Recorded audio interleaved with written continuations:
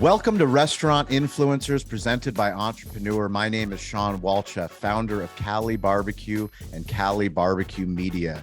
In life, in the restaurant business, and in the new creator economy, we learn through lessons and stories. We're so grateful to Toast, our primary technology partner at our barbecue restaurants, for believing in the power of stories, believing in the power of technology, and connecting all of us with this incredible platform so that we can have guests on like today's guest. Today, we have Téa Ivanovic, who is the co-founder and COO of Immigrant Food. And Immigrant Food is 3 locations in Washington, D.C. They are a casual restaurant. When I learned about this brand, I knew this was exactly why we started this show. You guys know how much we believe in storytelling. If you're new to the show, welcome. But Téa has an incredible story. What they are building and why they are building it is why we believe in this show. I mean, it's everyone that gets into the food business, this is a very difficult business to be in, but there's a reason why we're a barbecue media company, and there's a reason why we believe that food and hospitality connect all of us all over the earth. And to find someone like you, we're grateful. Téa, welcome to the show. Thank you so much for having me. So you guys have been making all kinds of press since you've opened up this restaurant. It's one of the things that, frankly, I dreamed about when I opened up our restaurant. But no one came to tell our story. What you did was so unique that people came to tell your story. You guys have been featured all over the place. You named the major outlet. I guess that probably has a lot to do with your background, knowing how to strategically get that press, but more importantly, what you're talking about. Can you give our listeners an idea? Number one, we're going to start with my favorite random question, which is, where in the world is your favorite stadium, stage, or venue? Oh my God, a lot of great questions in one. So let me start with the first one, the last one you asked. Favorite stadium. So actually, it's an interesting story. My dad is a professional volleyball coach, and so I've been in stadiums all over the world. And my favorite one is when he played the Final Four of the Champions League in Europe in Zurich, Switzerland. Okay. So I would say that one, it would be my favorite. Beautiful. Zurich, Switzerland. None of my guests have said Zurich, Switzerland. How many people fit in that venue? That's an excellent question. It's the Halle Stadion. It's like the biggest indoor stadium in Switzerland, but I will make a mistake if I tell you the number. I don't know. Perfect. Well, we're gonna go to Switzerland, to Zurich, and we're gonna put on a hospitality conference. I'll convince Entrepreneur and Toast, and we're gonna get some incredible partners. But what we want to do is something different. You know, there's so many hospitality conferences that we believe can be better. We want to do a TEDx style where we're talking about lessons, where we're really bringing on the people that are moving this industry forward.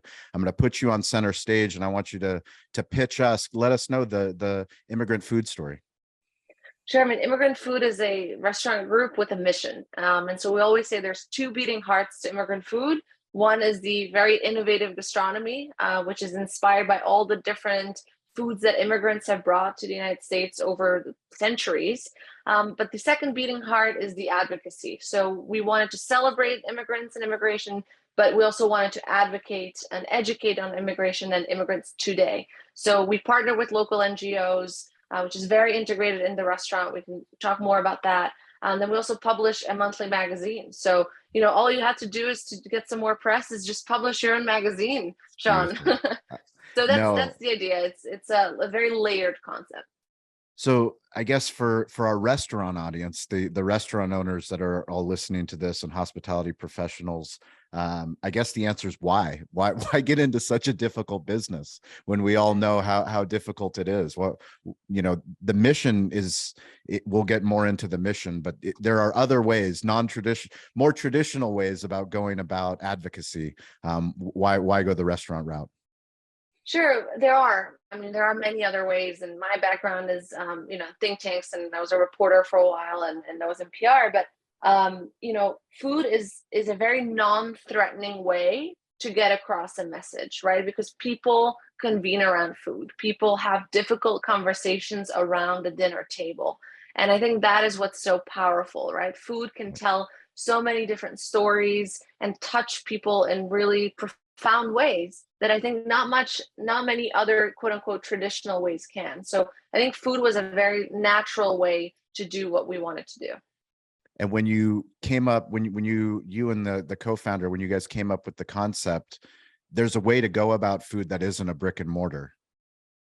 Why the There brick is. and why the brick and mortar side? Because we encourage the brick and mortar businesses that are listening to the show, watching the show, to think bigger than, we'll get into the content, we'll talk about the newsletter, we'll talk about media always, but to be e-commerce companies, to figure out how do we sell things to a bigger audience outside of our village. Why the brick Sure. and And mortar route? totally. I mean, e-commerce, delivery, direct to consumer are ways that I think fit very much within our brand too, and I think that's something we can build on. So I'm not saying no at all. I think it's a great other avenue as well. I think the reason we decided to start with brick and mortar is because of we want people to convene around the table, and we want Yeah. people to have that experience. And I think especially over the last 2 to 3 years during the pandemic, we lost that, and you can see how people have changed, and how people miss that. And I think going to restaurants and having that culinary experience, no matter whether it's fine dining or casual, and we can talk more about that, but that is something that is almost fundamental to people. Like, they want that, to have that experience. And it makes me really happy when I go through the restaurants and I see people having a good time. I mean, that is sort of almost why you're doing this whole thing. Do you remember the first day, the day that you I guys do. opened to the public? Can you I bring do. us back to there? Oh my God, it's a great question. It was, this, Sean, how long it takes to build a restaurant and all the prep that goes, the The months, marathon before the the marathon? Yeah. exactly, the months and the months that go into it, the sleepless nights and all the things that go into it. And then when you open, I always say this, and it's not the answer maybe people expect, but it's a little anticlimactic because, right, like, you work towards this one thing and then you open, and then people come, and we had a long line of people, and that's really great, but it's nothing really. There's no fireworks, right? Or there's no, I don't know, it's like almost you don't know what to expect in a way. And I say this with every opening. We have 3 now, but it's sort of the same thing every time. It's like, I don't know what I expected it to be, but it's just all this hard work that comes into it. But I think the rewarding part is not just the first day. It's like the first week and the first month, and then when you look at your numbers and how many people came in and how many people came in last week, and if that grows or not grows. So I think it's the journey, and it's the marathon after the marathon before the opening. Yeah, there's no finality to opening up a restaurant. You realize that we're in it for the long haul, and it's how do we improve upon one day, from day one to the next day, and treat each day as a gift to do something different and unique. When you launched the idea, with your background in PR and in journalism, knowing how did you strategically position the story? Sure. I mean, my co-founder, Peter Schechter, and I, he's also someone with actually much longer career in PR and communications. And we talked about, what is it that we want to create? I mean, Peter's idea was a restaurant group with a mission. He's a longtime Jose Andres investor and has been on the board, and also did a lot of political campaigns. So it was the idea to combine those 2 careers. But then we thought about, like, what would that look like? Like, how would we actually do that, right? And so then, we actually, one of our first things we did was go out to the community. And so we spoke with, like, lots of people that are, the customer that we want, the guests that we want. What do they want to see in a restaurant? So that's on the food side and the culinary side. So we talked to a lot of people in the community, and on the mission side, we actually talked to a lot of the NGOs. We said, how is it that we can best help you, and what is it that we can best do for you? So that's what actually informed a lot of the ideas. And then we went home and started plotting that and putting that together, and that's how the concept was created. But there's lots of groups that are doing great work in the sort of social responsible space, right? Like, they hire refugees or they hire veterans, and that's wonderful. We wanted to do it a bit differently, so we sort of went our own route of, like, how can we actually be advocates, and not just take the traditional route of corporate social responsibility, which is what I did in my past life, of taking, once you make your first million or your first 10 million, take a part of your profits and donate. So we wanted to make it a little more complex than that. You made it very and complex. and a lot more work. So we just wanted to give ourselves some more work. Yeah, you made it very complex. And I guess I think, when I think about the work that you guys are doing and the mission that you're on, it's inspiring. It's inspiring because, we created this show so that hospitality professionals could understand that their story matters. When we think about marketing, we always think about it. It's basically advertising. I'm advertising what I do and how do I get people in to drive more sales to my business. But when you understand that your story, the reason why you opened up your pizza restaurant or your burger concept or your barbecue concept or whatever your concept is, it's a deeper story. And we get lost once we open up the restaurant of our story and our mission. But you guys are very intentional in your mission, knowing how hard it's going to be to go through the intricacies of actually living the things that, because when we talk about theory, when we talk about this is in business school, when I went to business school, I was never inspired because the people that were teaching me out of a textbook. It took me coming into business, like the school of hard knocks, to realize like, oh, maybe in theory, this doesn't work. Instead of just hearing Exactly. these headlines of what can you do as a business owner, what should you do? You guys are living proof of like, how do we do it? Like every single day is a day in beta of understanding how do we do it and what do we do? And now how do we share the story so other people can learn as well? I could not agree more with you, Sean. And everyone has their own story, right? Like we have the social mission behind it, which is very much one of the two beating hearts of our concept. But everyone has the story of why they started. Yeah. And to your point, it's very important to keep that in mind. And to your second point, which I loved, was about the theory versus practice, which is something like my dad tells me this all the time, right? Like I also went to was in business school, it was international relations master's program, but it's like I learned all these things, but then reality is very, very different, very, very different. And you deal with, I mean, after 3 months of opening, we had the pandemic. So I mean, all my textbooks went out the door. Yeah. Yeah. It's just about fighting for your livelihood and existence. And so it's it's a real school. And I think our industry, the restaurant industry, is particularly good at teaching you those lessons in real time. Very good at teaching us those lessons. Now can you tell the audience about the think table, the content, the story, because so much of we know that we're an aberration, that we're a Cali barbecue media, that we have a blogs and podcasts, but we don't expect all restaurant owners to understand the depth of storytelling. We hope to inspire them because it's a lot of work. It's a lot of work to host a show, to create content, to write a newsletter, to do an email blast. Why do you do it? And how would you recommend anybody that's thinking, well, maybe I can do it? How would they start? So we have three pillars to the mission part. One is the engagement menu, which we're very proud of. It's next to our food menu, obviously, and our drinks menu. We have this thing called an engagement menu. Every week, there's 5 ways that you, as a guest that comes into the restaurant, can engage. Whether it's signing a petition, making a small donation, signing up for volunteering opportunities, or even just reading a book or listening to a podcast. That's something that's grown, that's beyond the restaurant. So it's inside the restaurants, but it's also a newsletter, it's on social media. People all across the country connect with it.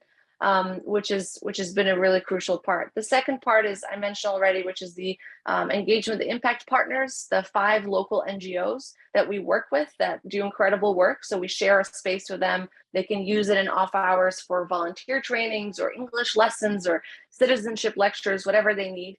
And then the third pillar is what you mentioned, which is the thing, which we started it because there is so much misinformation out there on a lot of things, but a lot on immigration. And so we really wanted to fight against that and to provide real facts, but also real stories. So we take one issue in immigration, right? Things you've heard about in the news, like immigration courts or dreamers or sanctuary cities. It's like all these things you hear about, but you're busy, you don't have time to read up on it or do your own research. So we speak with experts. We do short videos, like 3 to 5 minutes long, little infographics that we post on social media and on our website, and that you can just learn about as you're scrolling, doom scrolling at night. So that's very much integrated into the mission.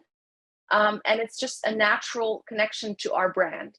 And that kind of leads me into the second part of your question, which is, what would I say to someone who says, I want to do that for my restaurant? And I would say it has to be a natural progression to the brand. And I Yeah. think, oftentimes nowadays, everyone wants to make content, right? And content is king. Everyone's doing it, and that's great. And, there's so much great content, but there's also too much content. And so I think the content that works is the content that makes sense for your brand and for Yep. the story you want to tell. So I think that would be my recommendation: is don't overdo it if it doesn't make sense for what you're trying to do.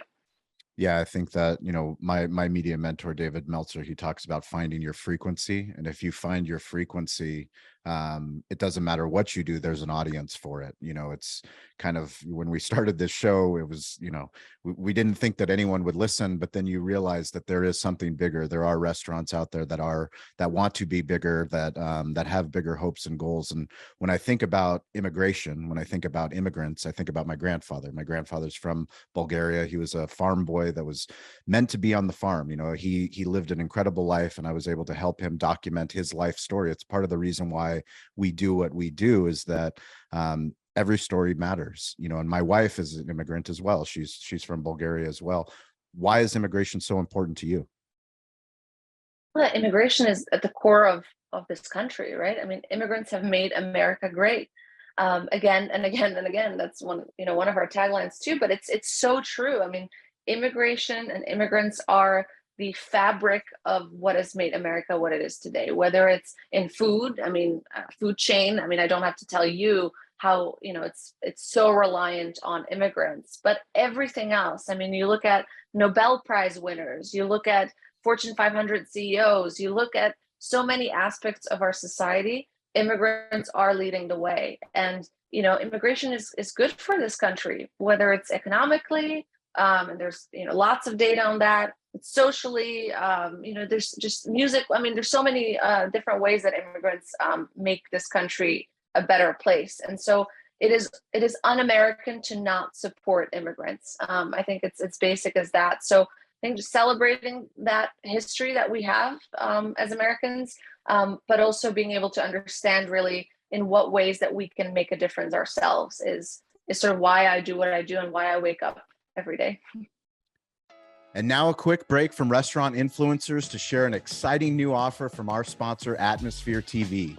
Go to atmosphere.tv/BBQ to not only get Atmosphere TV for free, but also our audience is given the gift of $200 in ad credits, as well as free activation.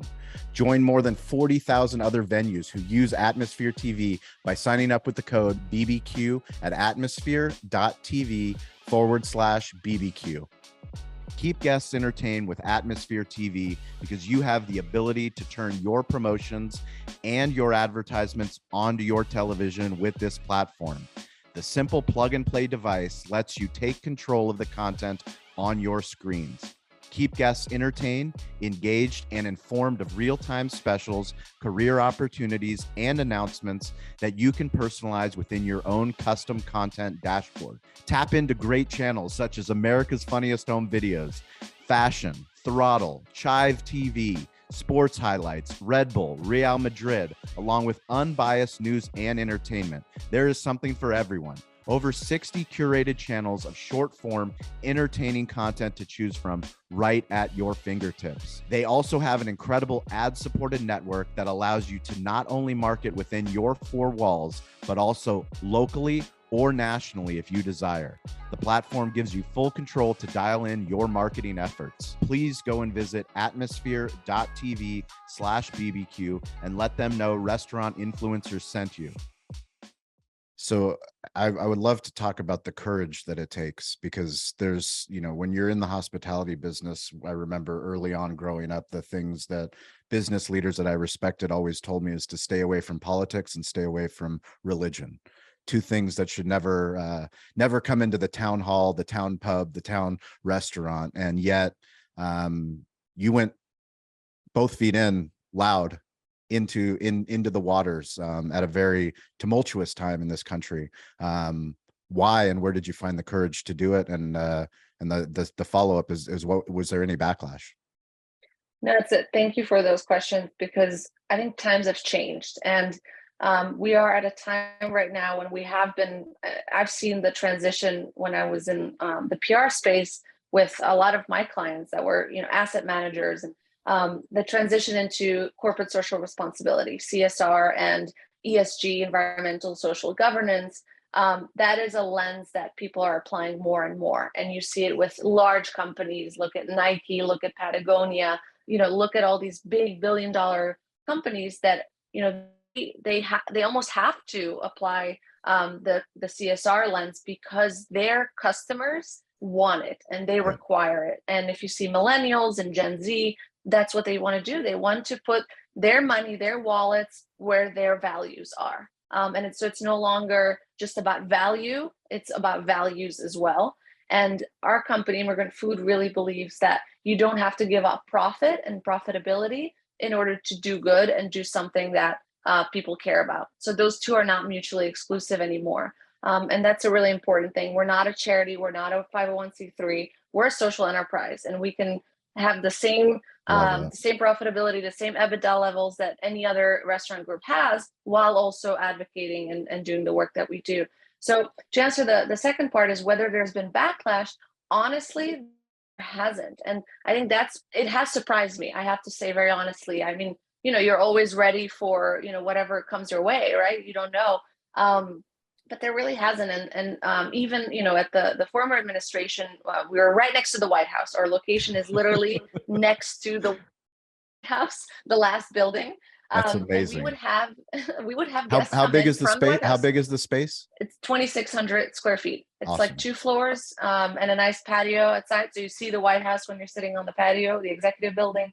So we would have people come in from the former White House, right? And in an administration that very honestly didn't believe in immigration and thought immigrants were bad for this country. So, I think, again, to come back to the point we talked about earlier, which is food is a connector. Food is non-threatening, and the table is a place where you come together and talk about difficult issues, such as immigration, though I also think that that's not entirely true. It's become, immigration is quote unquote controversial, but it's not. I mean, 8 out of 10 Americans believe immigration is good for this country. That's poll after poll shows that every year, and it has only grown. In 2020, it actually grew. So, it's not as controversial as the very loud minority wants us to believe it is. When you're looking at 2023 and beyond, what does the mission look like? What are the goals for what you're building? So we have 3 locations right now. We're looking at a 4th location, and the goal is to have 5 locations in the DC area before, hopefully, knock on wood, we're able to expand beyond the DC area. So that's the goal, and within that, we find our model is very scalable. That's both on the food and the advocacy side, the entire group. And also on the advocacy side, going into a new city, working with local organizations. So our partners are all local, and that's really a great way to connect with the community and to become, an advocate in the community. And that's something we want to do wherever we go. That's very exciting. How did you get a spot next to the White House? How did? I mean, seriously. You're gonna laugh, but it was total coincidence. So we knew that we wanted to be around the White House. That was the idea, because we wanted to be, close to the seat of power, and given our mission, we wanted to be close to the White House. But our great real estate guy, Costa, if you're listening, big shout out. He actually found a really great place in, as I said, the last building before the White House. And he said, guys, this is perfect for you.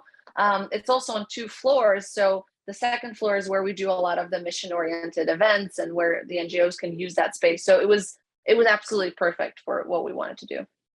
Yeah, I mean, I think, on your website, you have the African proverb, if you want to go fast, go alone. If you want to go far, go together. And I think, something that inherently all restaurants do very well, and all hotels or anyone in the hospitality business is understand that we create spaces. How do you create spaces where people feel comfortable? They feel comfortable coming and talking about, like you said, difficult topics or things that bring us together. And I'd love to get a little bit deeper into the NGOs and how they actually become advocates, not just for your mission, but for your business as well. Yeah, I think that, overlap between business and, the advocacy is it's a line that, is a natural line and it crosses. And that was the point that I was making before, which is that it's not mutually exclusive between being a profitable business, especially a profitable restaurant business, and having a mission. So, we partner, we feel like it's a two-way street, but we want to be the advocates and we want to be the loudspeakers for our partners. So actually, just, the other day we had a really great meeting with the Shakespeare Theater. The Shakespeare Theater reached out to us, to Immigrant Food, and they said, we love what you guys are doing in connecting food with immigration. We're doing this play. It's called The Jungle, and it's been really popular in London and New York, and we're performing it in DC, and we want to get your input. Wow. And so what we did is we said, okay, we'll organize a lunch at Immigrant Food with our NGO partners and with some of our policy partners as well, and our advisory board. So we organized this lunch. It was 12 of us, and we talked about ideas in which how they can make this performance or everything around it really reflect the realities of immigration today. So that's just one way in which we feel that we can be sort of an added value to our partners. I mean, it's amazing because we take for granted that people want a seat at the table, and we take for granted that we can actually provide that table if we're willing to have the courage to plant the flag and to have the conversation about the things that we care the most about. Do you have any lessons that you've learned now that you're a restaurateur? Any lessons or stories of things that you didn't expect that keep you up at night? Or do you have a lot holding my head? There's a lot, right? I think we all share that. Every day there's a new lesson, and no 2 days are the same, right, in our industry, and there's always some fire that needs to be put out. I think one thing I would share is, as a young woman in this industry, which is not particularly diverse in terms of gender and also in terms of age, I've learned a lot about, just believing in my own voice. And I actually watched the Pam and Tommy miniseries, I don't know if you've seen it, about Pamela Anderson and Tommy Lee on Hulu. And it's a great show. And there was this one piece where she has to stand up against all these men in the room, and she couldn't. And she said, I don't know how to do that. And like her advisor in the show was like, well, you have to. That's what I do every day. And so that's a little bit of what you just experience as a quite younger person in this industry and starting your own company, is that you just have to go against the flow sometimes. So I don't love the expression "go with the flow." I'm like, no, let's go against the flow. Against the flow. Who taught you? Who taught you how to go against the flow? That's a great question. I came to the US when I was 16. I got a scholarship to play tennis, and I sort of had to find my own way. I'd never been to the States. I didn't speak English that well. I adopted this fake American accent because I wanted to fit in. Yeah, I think sports, a lot of it. I mean, my dad, as I mentioned, professional volleyball coach. Tennis taught me a lot, and it was a journey of like learning how to really fight for yourself. Now, one of the things I like to talk to hospitality leaders is understanding that we spend so much time in this business focusing on our team, focusing on our community, focusing on our village. Very infrequently do we focus on ourselves. It's something that I learned late in my career. I'd like to think that I'm trying to do a better job as a husband and as a father, as a leader, of doing the things that I need to do so that I can be the best I can. What do you do for yourself? Yeah, I'm not a great example, I have to say. No, I appreciate the honesty. Yeah, I mean, you know how it is. You're starting a restaurant. We started 3 months before the pandemic, so I became, a busser and a runner and a server and a dishwasher. I mean, we all had to do what we had to do.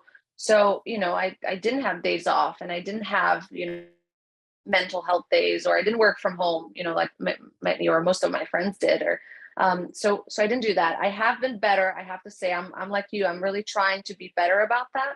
So exercise for me is a big way that I let steam out, and so I've been trying to do more of that. And when you look at recruiting, because one of the hot topics for any kind of hospitality is that it's so hard to find good help, and I always argue against it. I always go against the flow, telling people it's up to you to tell your story, and then if you tell your story and if you say it loud enough, eventually you get people that are attracted to your frequency. Have you found that to be the case, that because you are loud about your mission, because you're willing to put out content, because you're willing to do the things you can, people tend to want to work for you? Yeah, it's a great question, and absolutely, that's what we have found, is that we have not dealt with the same labor issues that a lot of, unfortunately, restaurants are still dealing with. But it was in the news a lot, so I think people thought of it, a few months ago, and now it's no longer in the news, but it's still very much relevant. But we haven't dealt with that, and we also have pretty high retention rates compared to some of our other restaurant colleagues. So, low turnover is very much because of that, because I think people really connect with a mission. They want to work with us. We're committed to paying, good wages for staff, but also because people want to feel good, right? They don't just want to be, running food and then going home and not caring about it. People want to feel connected. And I think we try to provide that community internally as well as externally. What kind of tips do you have for people that are listening to this that want the press coverage?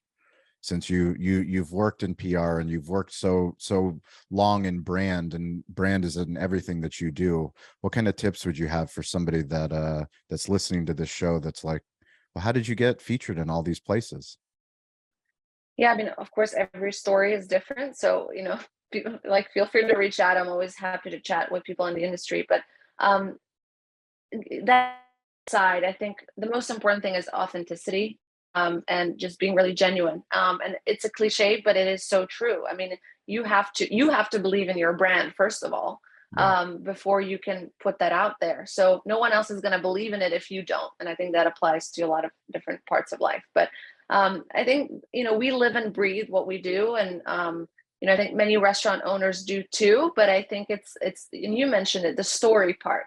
Like, you live and breathe, your cogs and your labor and your DOE and all of that, you breathe and live that. But you also have to live and breathe why you started this in the first place, Yeah. right? Why, what was the reason why you wanted to do this crazy thing and start a restaurant? And I think starting from there, I think you can have a much more attractive story than you might think, that a journalist might want to tell.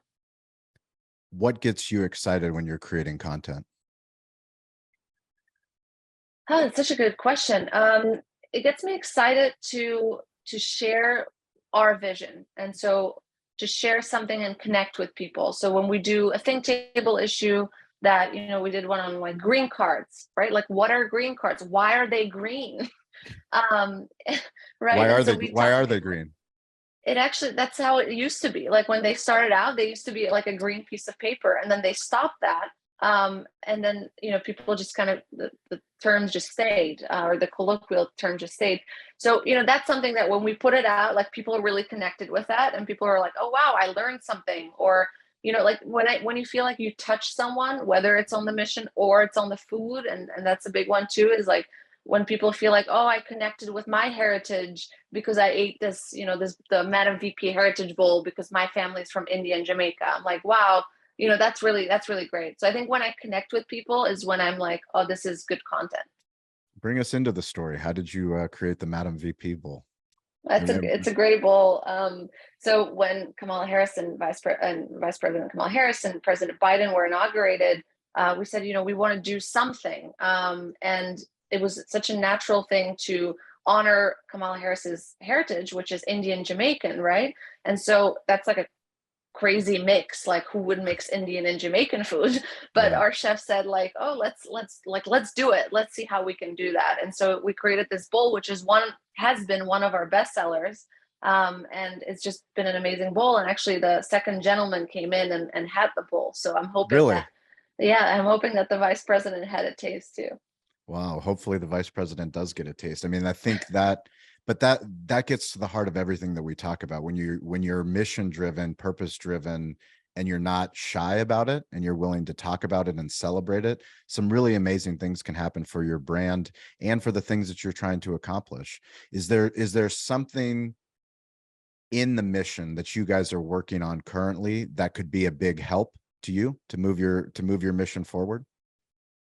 I think for us, one of the biggest decisions or the points of debate that we have about the mission is whether like how much towards facts or how much towards story you go. If you look at it as a continuum, facts on one side, story on the other, and I think that's the big challenge, right? And when we talk to immigration advocates, that's actually the challenge that they face, which is anti-immigrant people and the minority that's really loud anti-immigration. It's very easy, right? You say like they're rapists and they come in and they just want to destroy our country, and it's a very easy thing to say, but someone has to fact check it and actually show that statistically that's not true, etc. So to say that back is like much more difficult. Yes. So I think it's then you decide, okay, well, do I want to go more on the story side where I'm telling someone's story, and I'm telling you about someone who was, literally locked up in a cage in a detention center, but maybe was a doctor back home, or like you, right? Like a person, or was a lawyer, or was someone that, is just like you, but was just born at the wrong place at the wrong time. And so that way you can really connect with them. But I think it's important to have that balance between fact and story to really be able to share, to change someone's mind, or to kind of let them open up their mind, which is at the end of the day, the only thing you can do is have someone be open-minded and they can make their own conclusions. I appreciate you going. I'd love to go a little bit deeper, because we talk about long form story and short form story, especially when we're talking about internet storytelling and trying to figure out how to simplify the story. You're talking about very complex issues, and you're creating content for Instagram, for YouTube, for a newsletter. There's chances for you to go deep, but then you also have to edit it so that it's short and consumable on all the platforms that people are paying attention to. How do you balance that? That's the big challenge. I mean, that's the big challenge is, when you shoot this video, which, the interview is like 45 minutes long, how do you condense all of that in 3 to 5 minute videos, which is what we want, what we want it to be and what we feel we need it to be, unfortunately, because people's attention spans are short, and, we want to get some message across. So it's better to get something across than nothing. And so I think it's just being absolutely brutal about like what stays and what goes, and so the editing process of that is difficult. It's not easy, especially when you believe in it and you're doing it. It's very hard to self edit, but I have a great team, and so we try to do that every day. I love it. So anybody that's listening to the show, every Wednesday and Friday at 10 a.m. Pacific time, 1 p.m. Eastern time, we're on the social audio app Clubhouse. It's an opportunity for you, the listener, to come on stage. It's a virtual stage. You can share your story, what you're working on, what kind of stories you're trying to tell on the internet, what you're doing in the hospitality space. But we also give a shout out to people who show up. My grandfather, who was an immigrant, he taught me how to stay curious, get involved, ask for help. If you're listening to this podcast, you're a curious person. The next step is to get involved. So get involved, come and join us on Clubhouse, and then ask for help. This week's shout out goes to Chef Maria Campbell. Her Instagram handle is @CooksWhoCare. They are doing work in the Philadelphia area to raise money for food and beverage staff with mental health costs. So Cooks Who Care, we'll put a link in the show notes. Please follow them. But I wanted to give you, Téa, an opportunity to give a shout out to somebody in your organization. I know we always want to say we celebrate everybody, but is there somebody special? This is going to be on entrepreneur.com, somebody that you want to call out for going above and beyond, helping you with your mission. Well, again, like you said, everyone, of course, the whole team is incredible. But I guess if I have to, I always want to respond to questions. You're very good at that, by the way. Thank you. I've been on the other side as the reporter. Yeah. Well, I want to give a shout out to Peter Schechter and Michael Dahlman, who are really my two great partners in this. And we've had a tough year, but we're very excited about 2023. So looking forward to it. And do you have any books that you're currently reading that you would recommend to a hospitality audience, or not, or it doesn't have to be a hospitality focused book either? Yeah, I'm reading a book. Something that's inspiring you. I'm reading a book. It's called Why Startups Fail. So it's a good book to read. It's a great book to read. So yeah, I'm also on masterclass. And so I tried to also listen to great podcasts like yours and learn from others. So like, I really believe what your grandfather said. So I'm very curious. And I think curiosity is did not kill the cat, and curiosity is very important to becoming a well-rounded individual. And how can people get in touch with you, find Immigrant Food? We're going to put links in the show notes to your newsletter as well, so that people can subscribe. What's the best way for people to connect? Very simple, immigrantfood.com, at Immigrant Food on social media, Instagram, Twitter, YouTube, Facebook. So yeah, connect with us. We love to hear from people. So love to hear stories. And when are you going to start tweeting again? I noticed your last tweet was in 2014. Yes, it was a hard decision, but I decided to stay off a personal Twitter. But I have, the restaurant. So yeah, not sure. Well, I'm here to encourage. Your voice matters, and what you're doing matters on all the platforms, no matter how we subjectively feel about these platforms. What you're doing is important. It's crucial for our industry. And I know you will inspire so many leaders who listen to this. So thank you for taking the time. And we can't wait to see what you guys build. Keep building. Really appreciate it, Sean. Thank you so much for having me and for this really great conversation. Absolutely. We'll catch you guys all next week. Thank you for subscribing to the show, and please share it with a friend that wants to be inspired. Thank you. And a special thank you to our title sponsor, Toast. Toast is the primary technology partner that we use at our restaurant, Cali Barbecue. It is also the primary technology partner that so many of the guests have shared with us on this show. People like Sam the Cooking Guy, Stacy Poonkinney, Jeff Alexander. So many times the guests tell us that they're using Toast when we didn't even know that going into the interview. That is why we are so grateful that they sponsor this show. We want you to win. You that listen to this show, we want you to improve your digital hospitality. Toast is built for restaurants, and it's built for you. Toast is the restaurant-first platform that's built for your needs, whatever your size, concept, or ambitions. Improve your bottom line with a customizable platform that's easy to learn, use, and grow with. And it meets you where you are with all the right tools for your price point. If you have any questions about Toast, please DM me at Sean P. Walchef, ShawnPWalchef. I will get you the link to the right Toast contact in your market. It's so important that if you listen to this show, that you win. We want you to be on this show eventually. Let us know that you heard the show, you heard about Toast, you implemented Toast, you did a Toast unboxing in your restaurant. Talk to us about how you've impacted your village, your city, your community. Share your Toast story with us. DM me today to learn more, and be sure to check out Toast.